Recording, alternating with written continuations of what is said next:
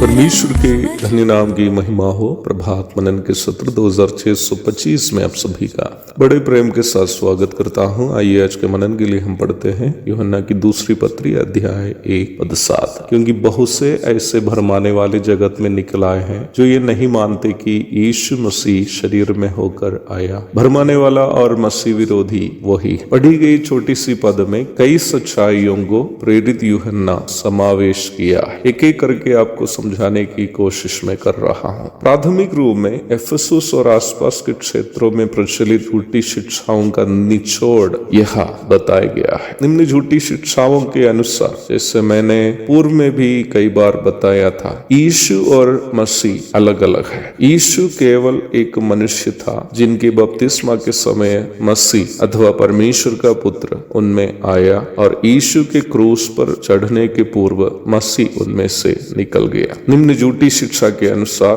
कुंवारी मरियम के कोख में पैदा होकर क्रूस पर मृत्यु सहकर जीवित हो उठे यीशु मसीह मनुष्य रूप धारण किया हुआ परमेश्वर का पुत्र नहीं था। थोड़ा सा और स्पष्टता से बोलूं तो निम्न झूठी शिक्षा यीशु मसीह का संपूर्ण ईश्वरीयता एवं संपूर्ण मनुष्यत्व का इनकार करने वाली शिक्षा थी। यूहन्ना के अनुसार जो भी लोग ऐसी शिक्षा सिखाते हैं जो यीशु मसीह का संपूर्ण ईश्वरीयता एवं संपूर्ण मनुष्यत्व का इनकार करती हैं, वे सभी भरमाने वाले अथवा धोखा देने वाले। यदि यीशु मसीह संपूर्ण ईश्वर नहीं हो जो संपूर्ण मनुष्य बना, तो इसका मतलब मानव वंश अभी भी पाप में ही है। किसी का भी उद्धार नहीं हुआ, न ही किसी का उद्धार होगा। यीशु जो नसरेत में पैदाइश एक साधारण इंसान, क्रूस पर मरने से वो कभी भी प्रायश्चित मृत्यु नहीं होगी, क्योंकि पवित्र शास्त्र के अनुसार दुनिया के हर एक इंसान पापी है। इसलिए हर एक इंसान सजा के योग्य भी। नसरत का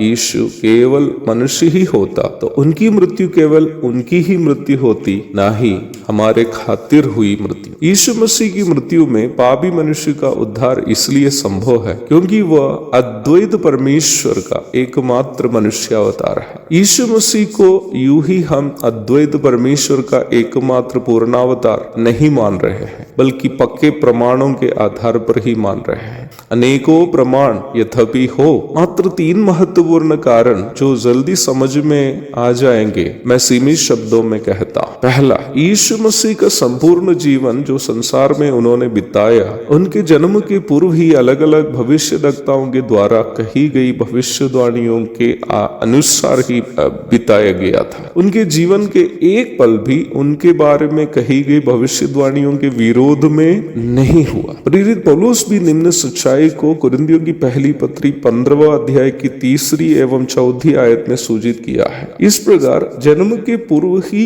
इतिहास में जीवन आलेखित दूसरा एक भी व्यक्ति इतिहास में नहीं है। यीशु मसीह का कुंवारी जन्म उनका अतुल्य जन्म का सर्वोत्तम प्रमाण। बाइबल के बाहर भी कई ऐसे दर्शन शास्त्रीय ग्रंथ है जिसमें ज्ञानियों ने इसकी संभावना जताई है कि यदि कभी कुंवारी से पुत्र जनेगा तो वह स्वयं परमेश्वर ही होगा। समय के अभाव में उन बातों को मैं विस्तार में अभी कहना नहीं चाहता। दुनिया के इतिहास में अन्य कोई भी व्यक्ति का जन्म कुंवारी से नहीं हुआ, यह भी हमें याद रखने की बात है। मृत्युपरांत कब्र को खाली छोड़कर यीशु मसीह का पुनरुत्थान न केवल उनका ईश्वरीयता का प्रमाण है, बल्कि इसका भी कि उनकी प्रायश्चित मृत्यु में मनुष्य का उद्धार अवश्य उपलब्ध है। यीशु मसीह का ईश्वरीयता एवं संपूर्ण मनुष्यत्व का इनकार करना वास्तव में झूठे शिक्षकों के द्वारा मनुष्य को उद्धार से वंचित रखने का शैतान का षड्यंत्र है। इसलिए ही झूठे शिक्षकों को यह भरमाने वाले अथवा धोखा देने वाले करके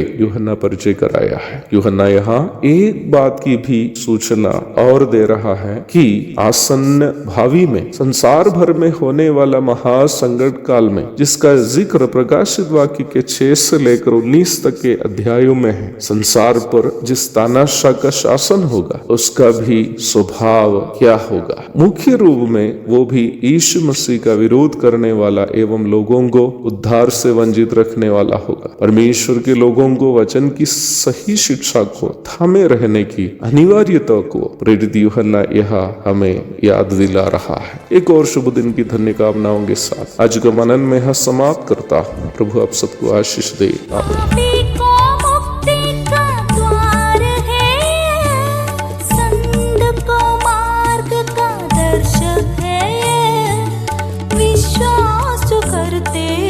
उसके लिए अनंत जीवन